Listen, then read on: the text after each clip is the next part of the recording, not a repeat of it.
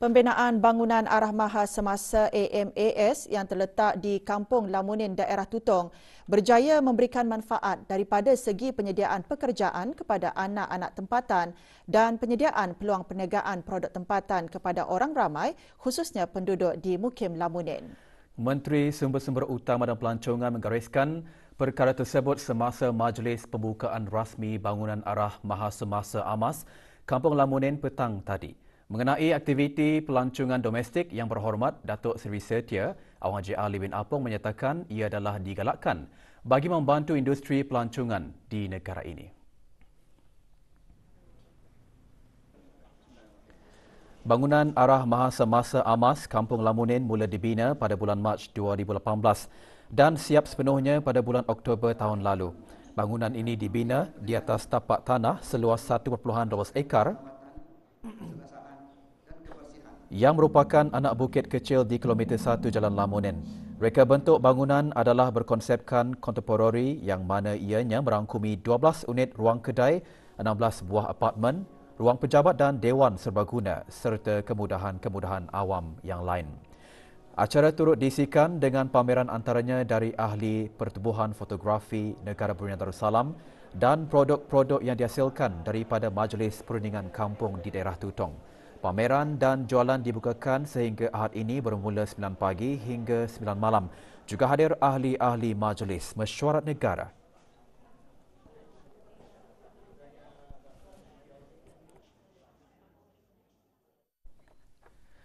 $50 kanak-kanak yang berdaftar di Jabatan Pembangunan Masyarakat JAPIM menerima sumbangan bantuan pendidikan pagi tadi. Majlis penyampaian sumbangan yang dikendalikan oleh Jabatan Pembangunan Masyarakat JAPIM dengan kerjasama syarikat Total ENP Borneo BV itu berlangsung di Pusat Bahagia Kampung Pulai. Penyampaiannya disempurnakan oleh Yang Berhormat Major Jeneral Bersara Datuk Paduka Seri Haji Aminuddin Ehsan, bin Pihin Orang Kaya Saiful Muluk Datuk Seri Paduka Haji Abidin, Menteri Kebudayaan Belia dan Sukan. Sumbangan berbentuk baucer berjumlah RM100 bagi barang keperluan merupakan sebahagian daripada komitmen syarikat Total dalam menyumbang kepada komuniti, khususnya kanak-kanak yang memerlukan, di samping memberikan kegembiraan kepada para penerima.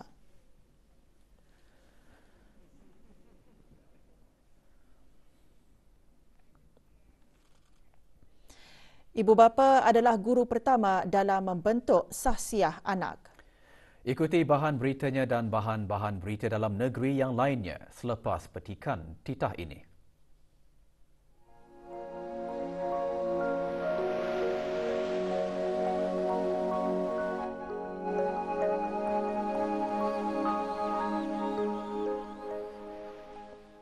Perkembangan terkini situasi jangkitan COVID-19 di negara Brunei Darussalam.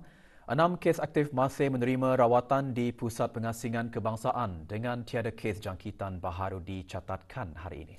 Kementerian Kesihatan dalam siaran akhbarnya hari ini menyatakan jumlah kes jangkitan di negara ini kekal 184 kes. Manakala kes sembuh juga kekal 175 kes.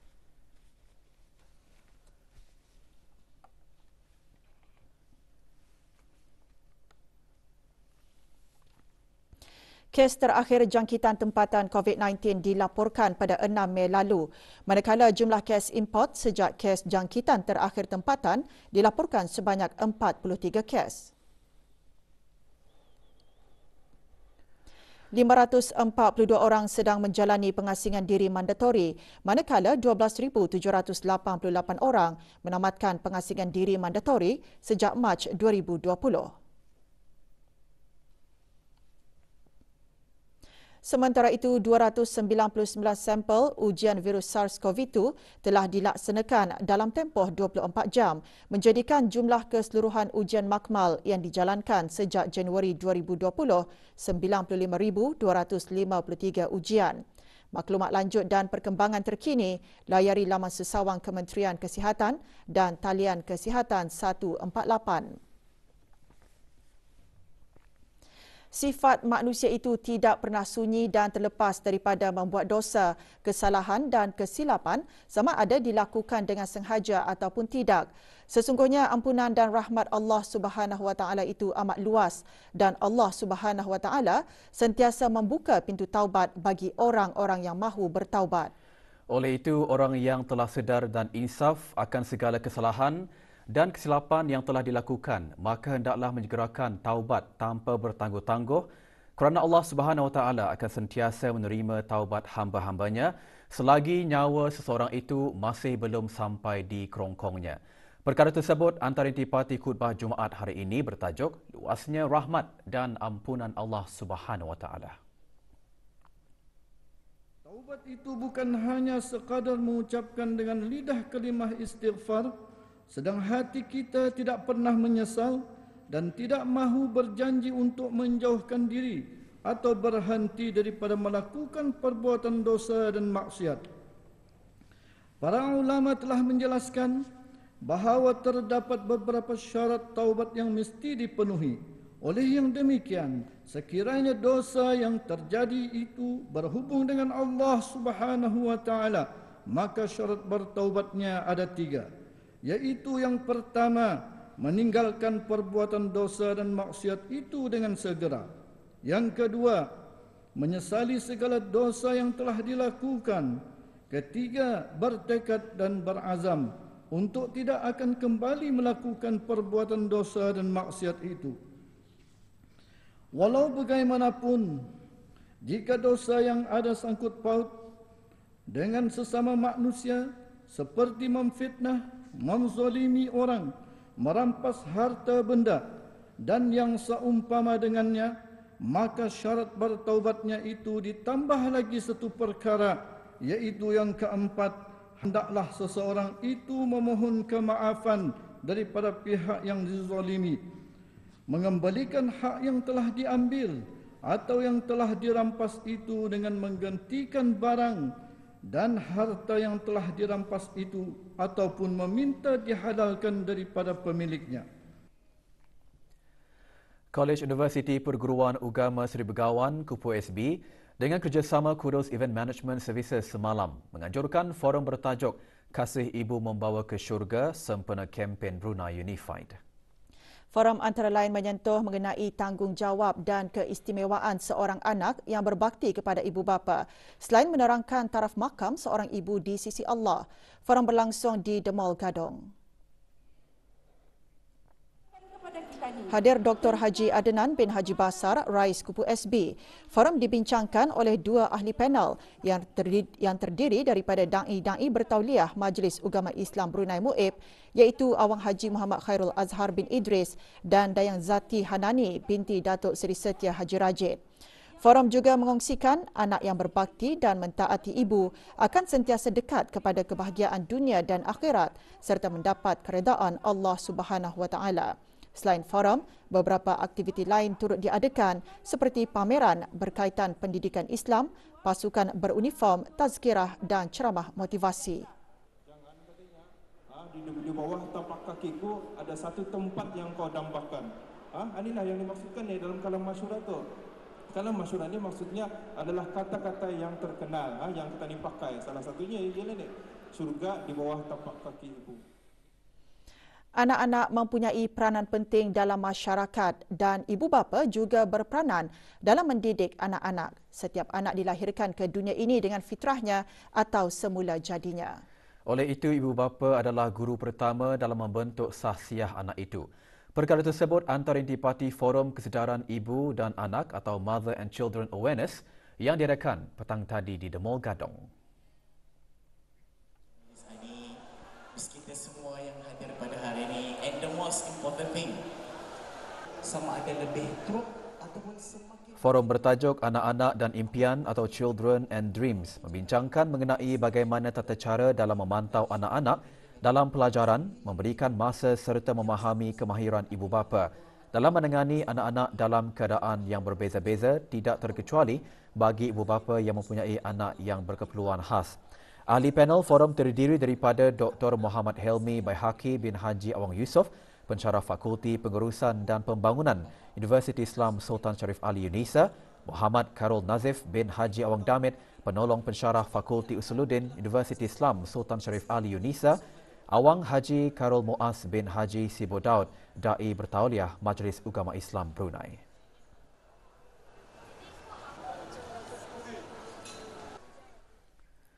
Sejak bulan Januari 2021 hingga 4 hari bulan Februari lalu, jumlah saudara baru yang telah memeluk agama Islam di negara Brunei Darussalam adalah seramai 21 orang.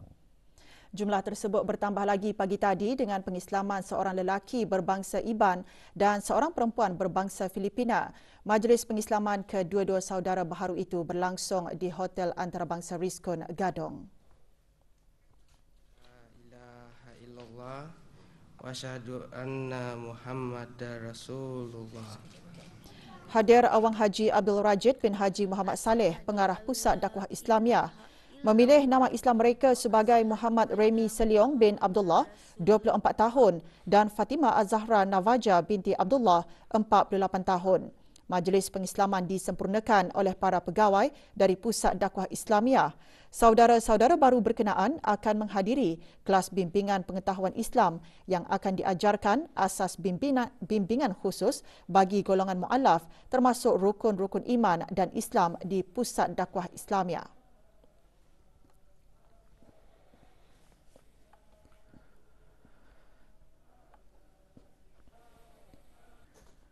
Bagi membantu pengusaha tempatan mikro dan kecil termasuk peserta program, rakan seliaan di bawah projek Sinar Harapan Pusat Reintegrasi Brunei, Riza Group dan Airport Mall bersama pusat berkenaan mengadakan jualan program keusahawanan Street Food Fest.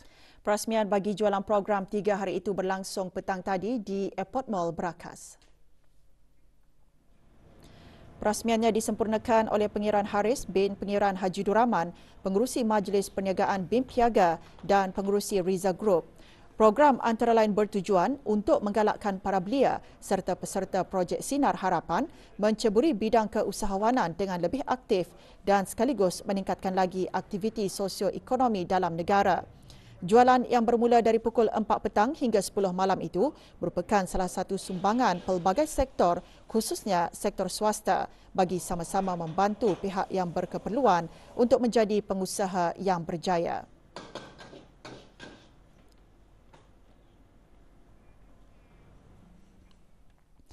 Seorang individu dikenakan denda kompaun sebanyak RM500 atas kesalahan di bawah bab 12-1-D Akta Kesalahan-Kesalahan Kecil Penggal 30, iaitu meninggalkan sampah di tempat awam di kawasan bahu jalan Kampung Sungai Paku, Telisai Tutong.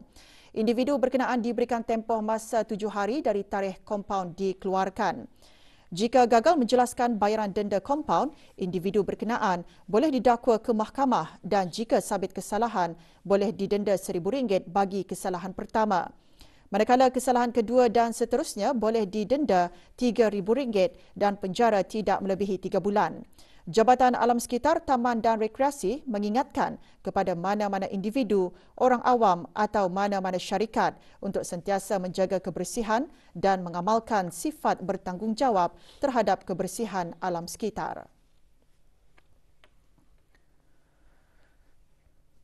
Sejumlah 750 kartun rokok pelbagai jenama ditemui di dalam sebuah kenderaan pacuan 4 roda yang berjaya ditahan oleh Peronda Polis Balai Polis Bangar, daerah Temburong.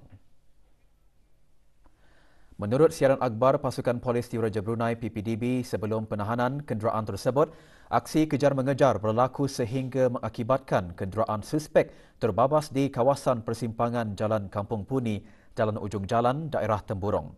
Suspek iaitu pemandu dan penumpang kereta melarikan diri ke kawasan hutan berdekatan dan gagal dikesan.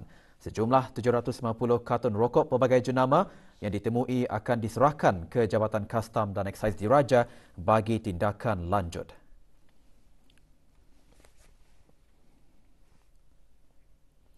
Pasukan Polis Diraja Brunei memohon kerjasama dan bantuan orang ramai untuk mengesan seorang lelaki warga negara Bangladesh yang dipercayai lari dari majikan. Muhammad Mahbub Mia berumur 24 tahun, memegang nombor pasport BL0922235. Orang ramai yang mempunyai sebarang maklumat mengenainya hubungi ke Balai Polis Pusat Bandar Seri Begawan melalui talian telefon 2242-334 atau talian kecemasan 993 dan mana-mana balai polis yang berdekatan.